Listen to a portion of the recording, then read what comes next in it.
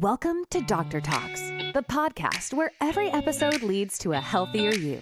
Join us as we navigate the world of optimal health, uncovering groundbreaking strategies to conquer chronic disease. In each episode, we'll bring you the latest insights from leading health experts, medical innovators, and wellness warriors. If you're seeking to transform your health journey, or if you're looking for answers to burning questions, you've come to the right place. Get ready to unlock the secrets of lifelong health and vitality. This is Dr. Talks, real talk from real doctors on the issues that matter to you most.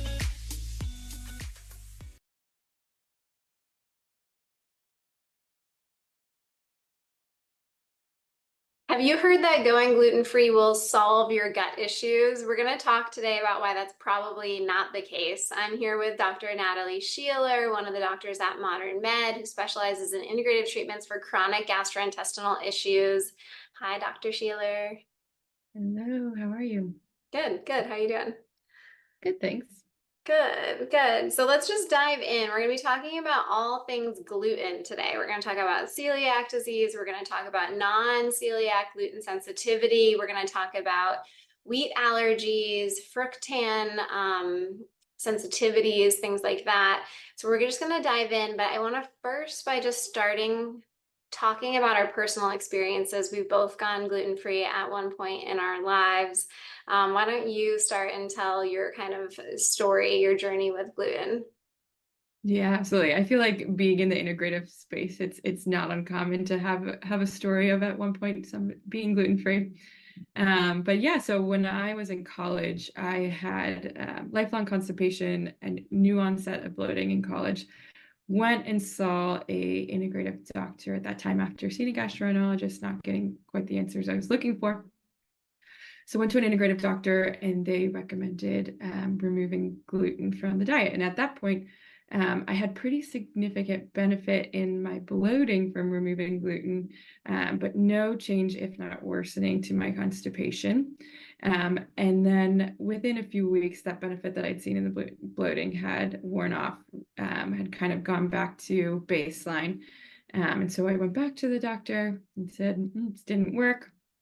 We proceeded with food sensitivity testing, which I know is something you've talked about before. And a bunch of foods popped up, including gluten and wheat and some of those gluten-containing grains. So we continued to avoid it, cut out additional foods. And long story short, again, some benefit at first, quickly wore off with that bloating and was back to baseline. Honestly, ended up feeling worse with time. I was eating very limited foods, had a lot of anxiety about what I was eating, trying to have a social life and still go to restaurants, feeling miserable, no benefit with the digestive symptoms. And then eventually got to the point where I just wanted to be kind of quote unquote normal again. And so I brought gluten back in the diet, but at that point I still didn't kind of have the information I do now. So I felt a lot of guilt surrounding it and thinking when I was eating it that I was kind of harming my body or doing a quote unquote bad thing. And so had a lot of what I assumed was gluten related symptoms and worsening when I would do that. And yeah, overall, poor experience. I just started bringing it back, but still felt anxious and bad. Yeah, wow, we have a really similar story. I didn't know how similar it actually was, but it's almost like copy and paste for me. So I really get that. And I think mine's a little different in yours that where when I went gluten-free, I really thought I felt a lot better. And I know now that I know myself and just like how my brain works, I'm 100% sure it was a placebo effect. And because like you said, it worked in the beginning, but maybe for like a couple of weeks. And then I kept seeing people. So clearly it wasn't working or else I would be done, right? It'd be like problems are solved. And for some reason, like my brain can really do like a biased approach where it's like, yeah, I think that this is helping, but maybe I just still have something else that I haven't figured out yet.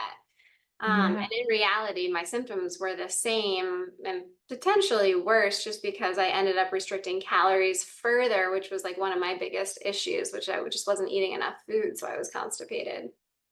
Yeah, absolutely. I feel like too, and that placebo effect can be really powerful. It can be positive or negative, and sometimes both. Sometimes both, for sure. Yeah, I resonate with that a lot.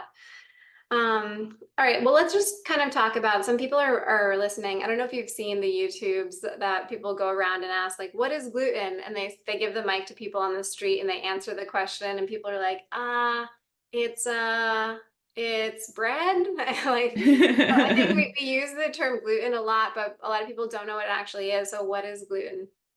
Yeah. So gluten is a protein structure. So it's made up of two proteins, gliadin and glutenin. And it is found, naturally occurs in certain grains, things like wheat, barley, rye. And what it does is it helps foods maintain their shape. It kind of acts like glue to hold things together and gives baked goods that kind of doughy, chewy texture.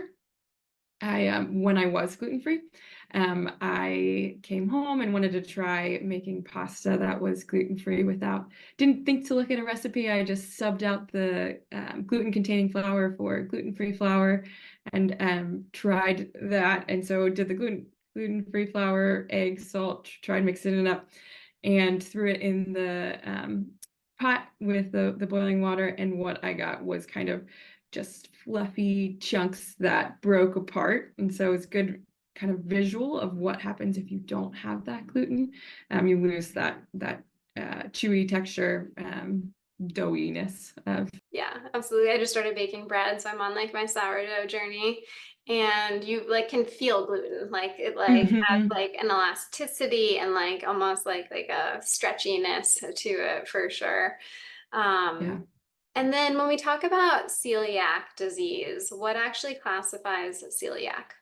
Yeah, so celiac disease is an immune-mediated inflammatory disease in the small intestine. And so essentially what that means is that the body has a sensitivity towards gluten and gluten-related proteins that leads to inflammation, and that inflammation damages the small intestine. And we do see it is specific to genetically predisposed individuals. So there's certain genes that make somebody capable of developing celiac disease over time. Okay, let's talk about those genes because sometimes we will use them because there's a number of times people come to us already on a gluten-free diet, and we have to sometimes run these genetics. So what are they, and how do they help us kind of determine things too? Yeah, so they're called HLA genes. HLA genes are genes that code for specific proteins that help our immune system determine what is self and what is non-self. So what is us and what is foreign that we need to address. And so the specific ones for celiac are HLA-DQ2 and HLA-DQ8. And so 99% of people who have celiac have these HLA genes. And then, and so no absolutes in medicine, but if somebody doesn't have those HLA, it makes it very, very almost zero risk of developing celiac disease. But just because you have the HLA genes does not mean that you have celiac disease or will develop celiac disease. We see that 30 to 40% of the population has those HLA genes, but ultimately the global prevalence of celiac disease is about 1.4%, so a little over 1 out of 100, so pretty significant difference. Yeah. Okay. Okay. So that was a lot of sciencey talk. So let's break it down in terms of a woman comes in to see you. Let's call her Tina. I've always loved the name Tina. She comes to see you, and she is gluten free.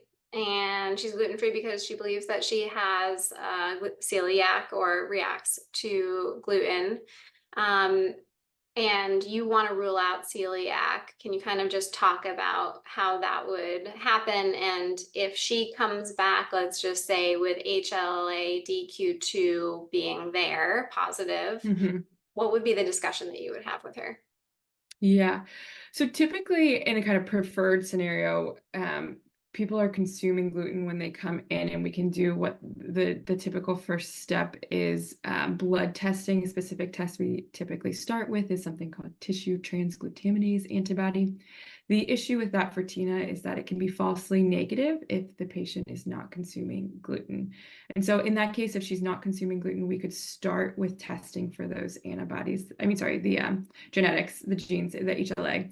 And if those genes are positive, then we could consider a quote unquote gluten trial, so bringing back gluten into the diet. And so typically we need at least 2 weeks of that, about 3 grams of gluten a day. One slice of bread is about 2 grams. And then if she is able to tolerate that, then longer is better, but at least need those 2 weeks. And then we can consider the repeating those testing that I mentioned earlier, the tissue transglutaminase. And so that's usually the plan if the HLA is positive. Yeah. So HLA is positive. That means we can effectively rule out celiac because she has one of the genes. We definitely can't rule it in because a lot of healthy people have HLA DQ2 or 8 there and don't have celiac. If Tina came in and both of hers were negative, she was negative for HLA DQ2 and DQ8, what would the conversation be at that point? Yeah, almost 0% risk for having celiac disease. So we feel confident ruling it out at that point, and move on to kind of some other considerations of what she might be reacting to, and which we'll talk about. Yeah, okay. If someone does have celiac disease, what are some common symptoms that they may present with that would make you want to do the testing? Yeah, so kind of the classic celiac symptoms that we think about is malabsorption or poor absorption of nutrients. And so we see signs of that through fat in the stool, maybe weight loss. People can have nutrient or vitamin deficiencies. In kiddos, we see what's called failure to thrive, which is not keeping up with their growth curve. Other signs would be things like chronic diarrhea, low appetite, can be vomiting, abdominal bloating, distension, pain, and then improvement when you remove gluten from the diet within a few weeks, typically. That's kind of classic picture of celiac, the textbook. But what we do understand is there can be what we call an atypical or subclinical presentation of celiac disease. And so people can still have celiac and present with relatively minor symptoms, both GI and non-GI related. So somebody could have mild GI bleeding, mild loose stools. Other signs could be anemia or poor dental enamel, low bone density because of lack of a deficiency in vitamin D or calcium, joint pain, increased liver enzymes, sometimes skin rashes. And then sometimes they can be asymptomatic. Typically with that picture, though, once somebody is diagnosed and they pull out gluten, they notice that they resolution symptoms that they just didn't consider abnormal before. Yeah. So, I mean, a real key too is that taking out gluten should be solving the issue if you're doing a strict gluten-free. So if you're still having a bunch of symptoms, then unlikely that it was just celiac, but also test for it. I think that's the biggest thing is that we just test people. We do a blood draw when they've been eating gluten, and then you can tell if they do have these antibodies present or not. Yeah. And I do want to mention with the testing, so the first step is the blood testing. If it were to be positive, we refer for a endoscopy with a duodenal, which is the upper part of the small intestine, biopsy to confirm that diagnosis. Yeah, great. That's really important. So the serology on its own is not definitive. We need to do an additional step for the actual diagnosis. Let's go over a little bit in terms of the actual pathophysiology, in terms of what's happening in the intestines. You had a picture that you wanted to show, but in celiac, kind of what could be visualized on a endoscopy, which is the upper scope. Yeah, so let me share my screen here. So this is a picture of a normal small intestine versus a celiac small intestine. And in a normal small intestine, we have what we call villi here, which are kind of finger-like projections that increase our surface area to help with absorption of the things that the food we're consuming. And we see in celiac that inflammation blunts the villi. And so you can see over here that they're flattened. Other thing that we see, it's a little bit harder to see in this picture, but we have what are called crypts in between these villi, which are essentially just grooves, and those can become deeper, more substantial in celiac. Not shown in this picture, but that occurs too. And I do like this picture as well, just for kind of context of where we are in our digestive tract. So as far as when we consume food, it goes into our stomach here. and then goes into the small intestine, which then feeds into the large intestine, aka colon. And when we're talking about celiac, we're talking about the proximal or the upper part of the small intestine, which is where we see the majority of this inflammation. And so some of the things that we'll discuss later on take place at various points in the digestive tract, but we are in that upper part of the small intestine. Yeah, great. Okay. And we throw around sometimes like the analogy of the surface area of the intestines, and that's where these like little finger-like projections are coming in. At one point we were saying that, if you flattened out the intestines, it would be like, what was it, like the size of a tennis court, people would say. Yeah, I believe that's right. And that's really where all of the absorption capabilities of the intestines come from, are those finger-like projections, which are increasing the surface area exponentially versus just having a hollow tube, which is kind of what you're seeing in celiac when those villi are blunted. And that's a large reason for why people who have celiac disease, if those are blunted, that they have poor absorption of those nutrients and then can have deficiencies. Yeah, and also where the malabsorptive diarrhea comes from, right? So if you're not absorbing things, then you're changing just the contents that are actually in the small intestines, leading to diarrhea. Yep. Okay, and then any other things that we should talk about when we're talking about celiac before we move on to like the next part of our just wheat gluten discussion? Yeah, I guess, I mean, as far as treatment goes, we've kind of mentioned it, but the treatment for celiac is strict avoidance of gluten, and that's really important to control inflammation. And so that's the next step after diagnosis. Yeah. And in those people with actual celiac, you're not looking for like an 80% gluten-free diet. These people are going to go strict gluten-free, complete avoidance for resolution of symptoms. Perfect. Yeah, absolutely. Okay, let's talk about a wheat allergy. How is that actually different than celiac disease, and what is it? Yeah, so a wheat allergy is a true allergy, an IgE-mediated allergy. So when we talk about the kind of anaphylaxis or kind of common allergies, this is the same line there. So with allergies, we can have allergies to most grains, including wheat. Typically, we see these in early childhood, and they usually resolve by adolescence, can continue for some, but it is more rare. So we typically don't see this in adults, and even rarely see it in kids. So kids, it's estimated about 0.4% of kids in the United States. That's less than 1 in 200. And the kind of major differentiator that we see symptomatically for wheat allergies is that it's an immediate reaction. So minutes to hours after ingestion of the wheat, we start to see those signs and symptoms. Got it. Okay. And how are we actually testing for that different from celiac?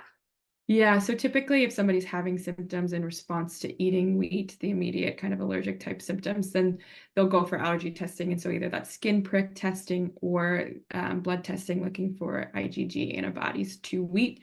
And those two things together, the symptoms plus either a positive skin prick or IgE antibodies to wheat would qualify for a diagnosis of that allergy. Yeah. Pretty different than celiac disease in terms of presentation that's going to come. So anaphylaxis is not, you're not going to see that with celiac disease. Exactly. But one that we see a lot of, and I think is not talked about probably enough in the gluten discussion, is fructan intolerance. So let's go into that first. Like, what is fructan on its own? Yeah. So fructans, fancy word for another fancy word, oligo or polysaccharides, which essentially are just short chains of sugars that are strung together. And they contain fructose and glucose, two types of sugars. So fructans that are kind of 2 to 9 units in length are called oligofructose, and those that are greater than 10 units in length are considered inulins, which is a word that people may be familiar with. But essentially what they are those strings of the sugars, and they are poorly broken down and absorbed by our digestive tract and move through into the large intestine and can inform it in our large intestine and cause symptoms, signs there in a normal person. And that is, I mean, on a somebody who does not have intolerance, we typically only absorb 5 to 15% of those fructans anyways. But if somebody is intolerant, they can have a further deficiency in the enzyme that breaks down those strings of sugars, and that leads to more fructan moving into the large intestine. And when we have more of that moving into the large intestine, gets fermented by the bacteria that's present there, can also pull water in, and so that can lead to the bloating and diarrhea that is experienced. Yeah, so these are also called, these are one of the FODMAPs, which people probably have heard about. And so even if you don't have a fructan intolerance, you're still not absorbing a lot of it. Is that right?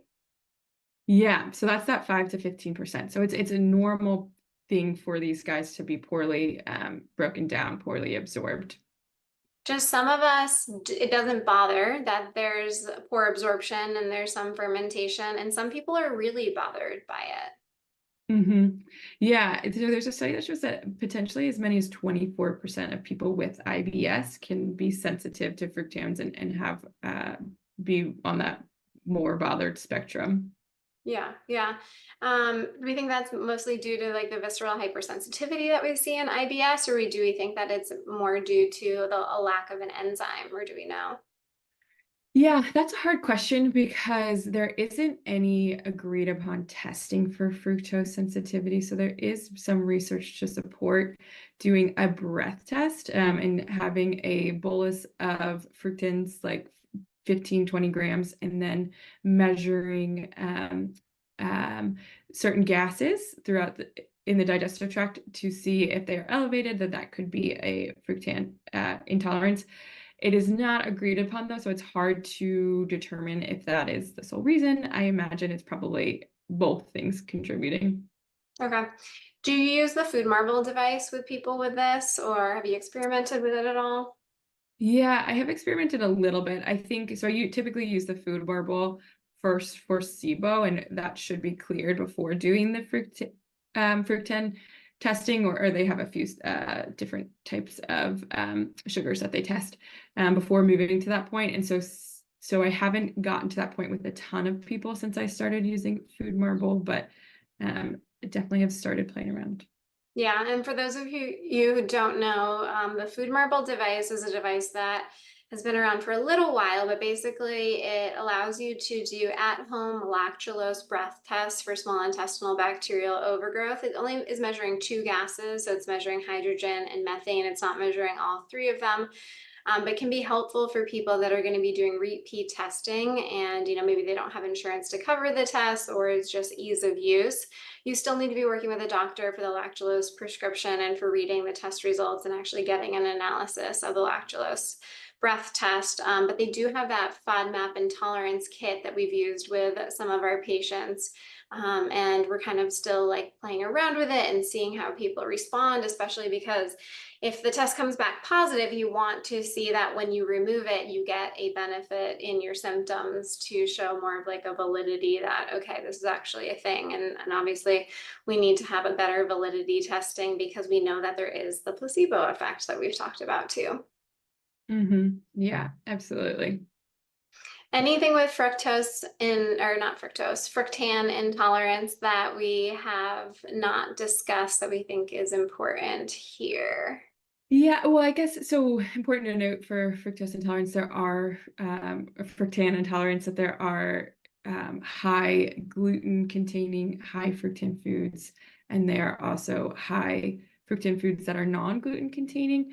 And oftentimes we can see somebody who's come in on the low FODMAP diet and have had benefit, including those non-gluten containing high fructan foods, things like the onions, asparagus, watermelon, ripe bananas, all that could see that benefit. So if that is you, this is something that could potentially think about Yeah. versus gluten itself. Right. Yeah. So the people that come in and they're like, I think I feel better on a gluten-free diet. And then you say, okay, how do you feel when you eat all these other fructans, the ones that you mentioned?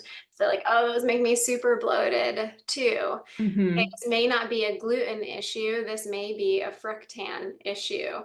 Um, Hmm. yeah, really good way to, we see this a lot. I think this is one of the most common things that we see is people believing that it's gluten and in reality it may be the fructans in their food that's causing an issue more of the time. Yeah. Yeah, And definitely. can be really helpful because there's a whole lot of things that aren't gluten that have fructans in them and the other way around too. Yeah, absolutely. Okay, non-celiac gluten sensitivity is another topic that we want to talk about. It's one that kind of frustrates me, to be honest, because we don't have like super clear answers for it, and it creates this gray area that can be just, more difficult in practice. But first, what is non-celiac gluten sensitivity? Yeah, so non-celiac gluten sensitivity, as you said, it's vague. It's essentially that somebody has a symptomatic response to gluten, but there's no serologic, meaning blood markers, or histologic, meaning cell markers, that evidence of celiac disease. And so those symptoms can present similarly, things like the bloating, abdominal pain, it's common GI symptoms that we have people come in, but there's no sign of either in the blood or on biopsy of any kind of disease process going on, specifically celiac disease process going on. Yeah, okay. And you found a really interesting study that kind of pulled apart the biggest question that we have is like, how can you tell if this is a placebo effect or, something else, or if it's actually a sensitivity to gluten? Let's kind of break apart that study because I thought it was really interesting. Yeah, super interesting. So the study took 37 subjects that had IBS based on the Rome 3 criteria, which is one of the main ways to diagnose IBS. It has been updated, and then also with non-celiac gluten sensitivity, but no celiac disease. So it took 37 of these people Okay, I'm and going to had pause you them. just because Yeah. this is a really important part is who is in the study. So I want to break that down just a second time for the Yeah. people that are listening. So these were people that have been diagnosed and have IBS. So they have abdominal pain, bloating, So cramping. Rome Oh yeah, 3, so it's just discomfort, not necessarily pain at that point. right. So Rome 3. So it hadn't been updated yet. So Hmm. abdominal discomfort, and they may have had constipation, diarrhea, a combination of those as well. But then they identified as having a sensitivity to gluten. So they said, I have non-celiac gluten sensitivity. So celiac had been ruled out. They don't have that, but they still are reacting to gluten. And there was 37, which is a small amount of people, but that was the kind Hmm. of who made up the study. Yes, Yeah. correct.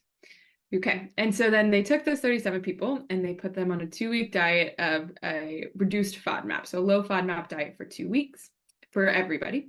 And then they separated them into 3 groups. So there was one group that was placed on a high gluten diet. So that was 16 grams a day. And about, just for context, as we mentioned earlier, one slice of bread is about 2 grams. And then a low gluten diet, which was 2 grams per day plus 14 grams of whey protein per day.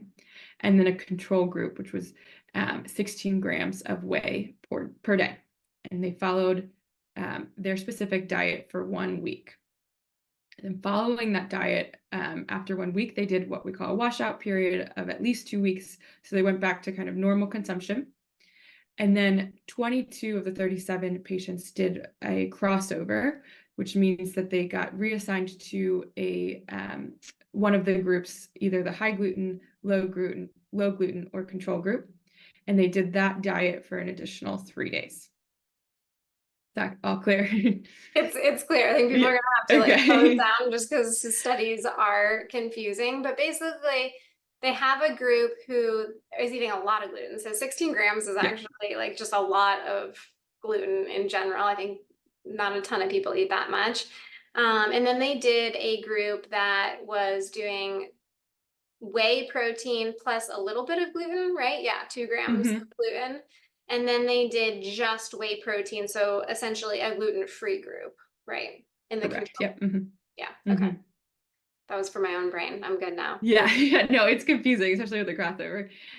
But so then what they found is that for all everybody in the study had a reduction in symptoms with the FODMAP diet, low FODMAP diet to start the first 2 weeks. And then, but significantly worsened when they introduced the 3 diets, no matter what that diet was. So whether it was the high gluten, low gluten, or control gluten or control group, they had a significant return of symptoms. And that those who had, there was only 8% of the people in the study had gluten-specific effects, meaning that they only had the symptoms when they were consuming the gluten. As well, there's no change in any biomarkers that they were looking at with any of the dietary, so no inflammation or things like that.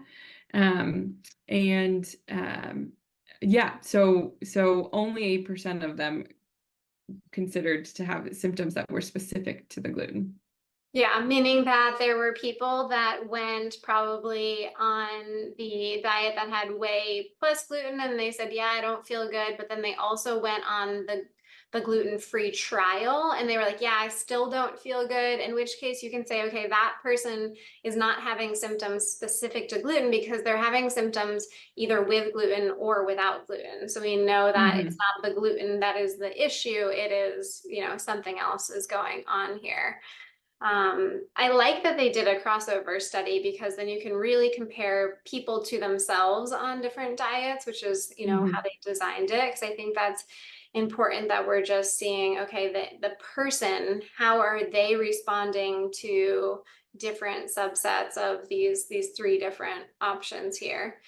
What do you think about this study in terms of the findings and what it tells you about clinical practice? Yeah, I mean, I think it's interesting that all of these people in the study had considered themselves sensitive to gluten, and then only 8% of them truly had responses to gluten on its own. And I think I feel like it reflects what I see in clinical practice is oftentimes people will come in and think that they have that they're sensitive to gluten or have responses to gluten. If we dig a little bit deeper, find that it can be due to something else, like the FODMAP, fructans, all of those things, and that are kind of getting miscategorized as a gluten sensitivity. Yeah, and I think it gets to, your and I's story of it, where I think, especially in integrative kind of preventative medicine, we can demonize certain things that don't necessarily deserve to be demonized. And I think gluten falls into that category where it may not be the gluten, it may be something else. It may be, 8% of people it looks like it did line up for, but that's 8% of people who had reported, hey, I have non-celiac gluten sensitivity, and it's not 8% of the general population. It's 8% of people who identified as that. So it's a really small percentage. Yeah. And so as far as prevalence, which I find interesting too, at least for children, it was harder to find the number in adults, but prevalence of the non-celiac gluten sensitivity for children is considered between 0.3 and 1%, which is extremely rare. It's less common than celiac disease, which was that 1.4% globally. And so just something to think about, because it's so common for people to try those gluten-free diets, stay on those gluten-free diets, thinking that it is the gluten itself being the issue. Yeah. We got a question that came in kind of all along this lines of, if you don't have celiac and you're going gluten-free, are there potential health things that are negative that you could experience for going gluten-free when you don't have celiac disease? Yeah, definitely. And so we see that there are studies, long-term study, that show that people who are on a gluten-free diet, who are non-celiac, have poor or long-term health outcomes, including cardiovascular disease and weight gain, which is interesting because I oftentimes feel people will consider themselves being on a gluten-free diet is kind of quote unquote healthier, and people would think that you would see better outcomes, but is not what we see. The other important thing is that gluten-containing grains can be really good nutritional sources of certain vitamins, minerals, so things like B vitamins, folate, calcium, vitamin D, zinc, magnesium, and fiber. So really helpful sources of those foods. And if we cut them out, we can have a true significant reduction in those important micro and macro nutrients. Yeah, I love that you said that. And there was a nurses health study that had the similar conclusion, where they said that long-term dietary intake of gluten was not associated with risk for coronary heart disease. However, avoidance of gluten may result in reduced consumption of beneficial whole grains, which may affect cardiovascular risk. And we should not be promoting gluten-free diets if you do not have celiac disease. But just interesting in terms of, the health culture, especially on social media, is like gluten-free, gluten-free, gluten-free. And yet there's a couple studies that show that there's weight gain with these, which I think most people out there would not assume that. They would assume, like you said, the exact opposite.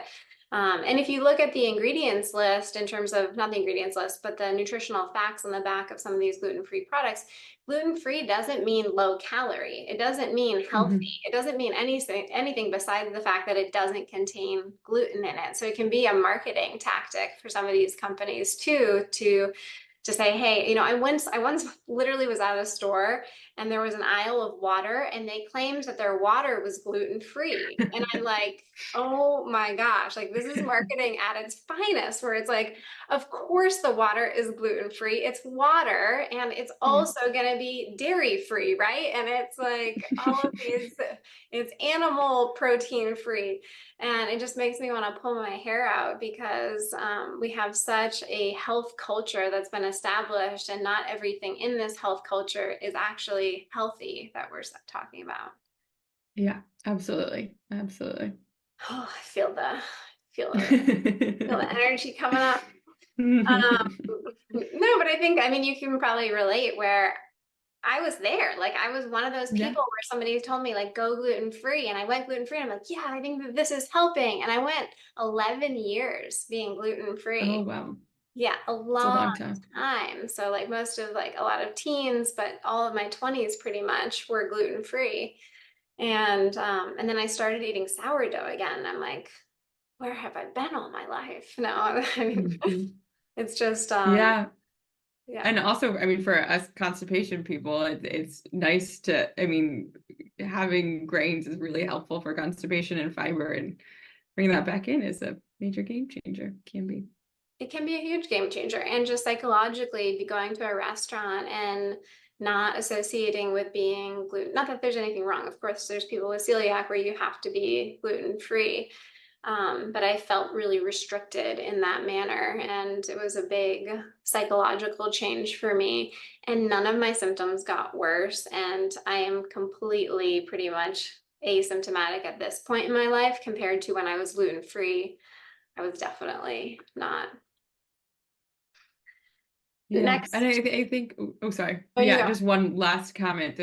I think sometimes in the integrative space and in wellness social media, we can forget that, I mean, food is important for our health, and it is nutrients that we're bringing in, but it is much more than that. It's social, it's celebratory, it's there's a lot, like emotion with food isn't necessarily a bad thing. And so just kind of considering that and when making decisions. Yeah, I think that's actually a big part of it. And I think that once, when I talk to people about this, when they make that mindset shift and they start to celebrate food and be excited about it and not be fearful of it anymore, we often see symptoms start to change as well, which I think is really interesting. But it can be pretty significant for people.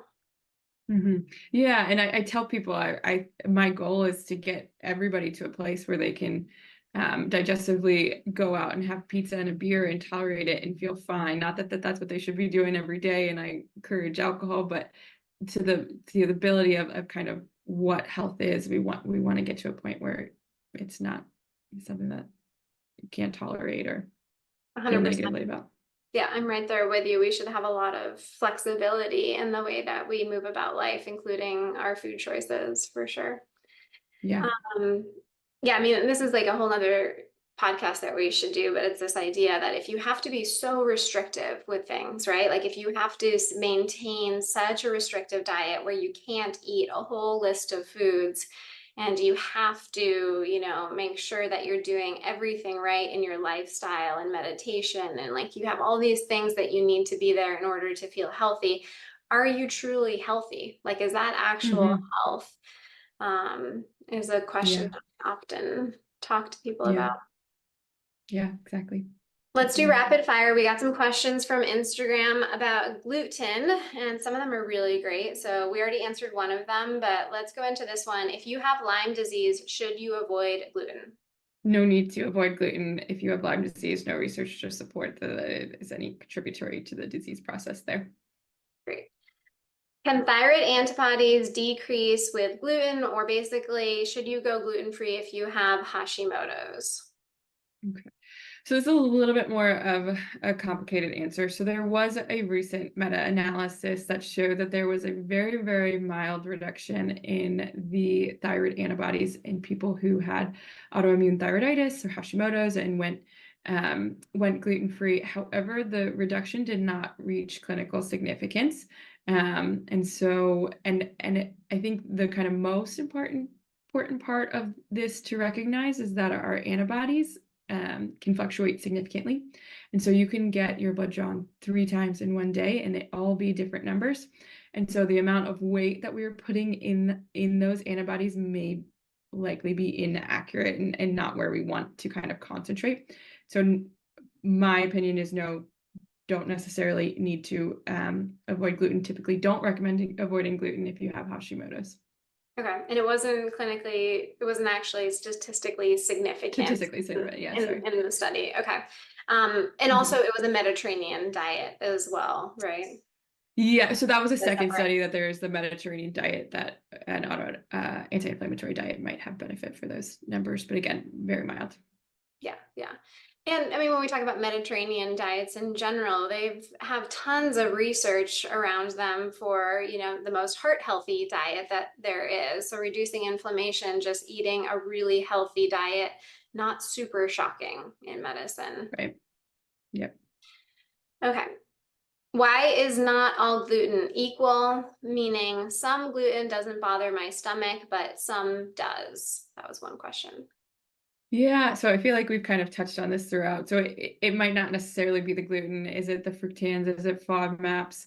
The other thing too is the processed nature of food. Is it more kind of closer to the whole grain where there's more fiber? Is it kind of heavily processed into flours? And then the other thing too is source. There can be pretty significant pesticide use with grains, and so that can bother some people too. Okay. But gluten is equal in all cases. Gluten is gluten is gluten. It's like a structural compound. So Yeah, it's gluten is likely gluten. that it's not necessarily the gluten and the something else that's going on.